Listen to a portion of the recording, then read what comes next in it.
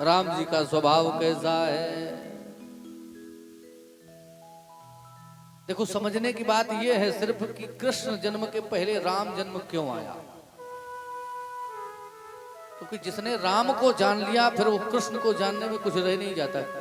और डायरेक्ट कृष्ण को जानना चाहोगे कभी नहीं जान पाओगे। कृष्ण को समझ पाना बड़ी टेढ़ी खीर है, ये ध्यान रखना। राम उनका नाम ही इतना सरल है, राम सभी कह सकते हैं। किसी बूढ़े व्यक्ति से कहो कृष्ण कहो तो कृष्ण नहीं कहेगा, किशन कहेगा वो। तो राम जी का नाम सीधा, काम सीधा, और कृष्ण के नाम टेढ़ा, धाम टेढ़ा, काम टेढ़ा, सब टेढ़ा ही टेढ़ा है। तो इनको समझ पाना बड़ी टेढ़ी खीर है भाई।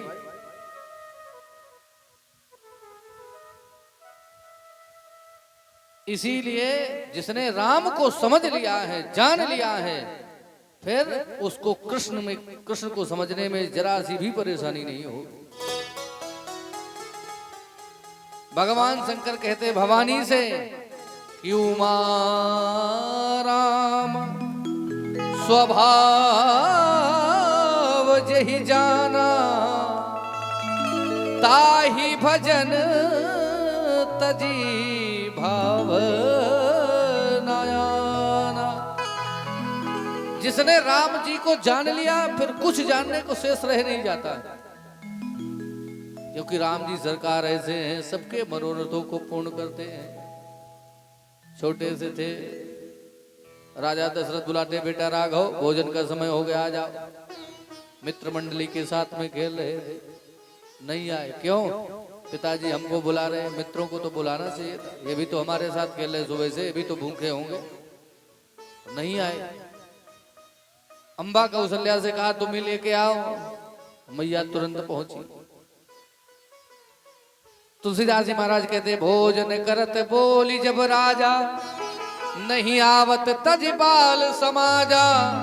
कौशल्या जब बोलन जाई, ठुमक ठुमक प्रभु चलई पराई।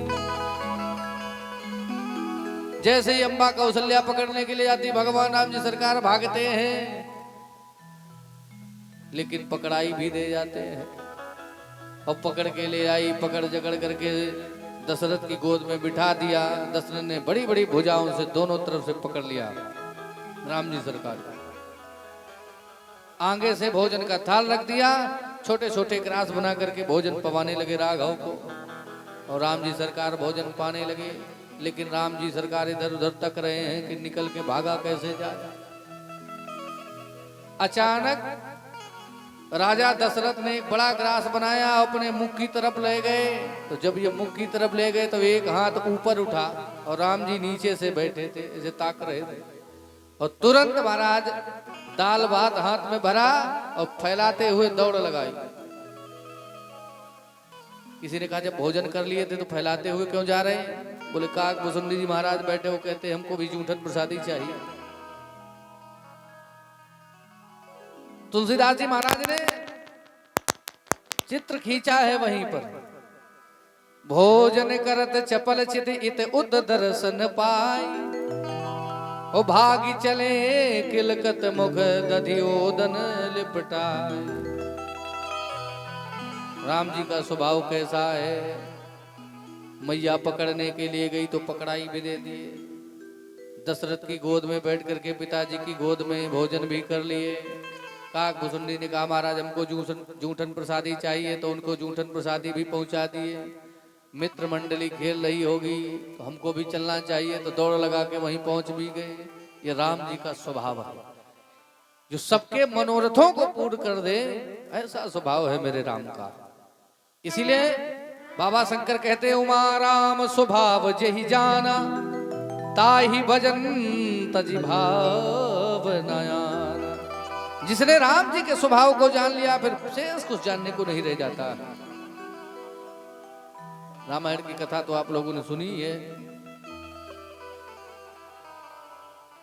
14 वर्ष का वनवास मांगा गया, सरकार वनवास गए, सीता का हरण हुआ, सुग्रीव से मैत्री स्थापित की।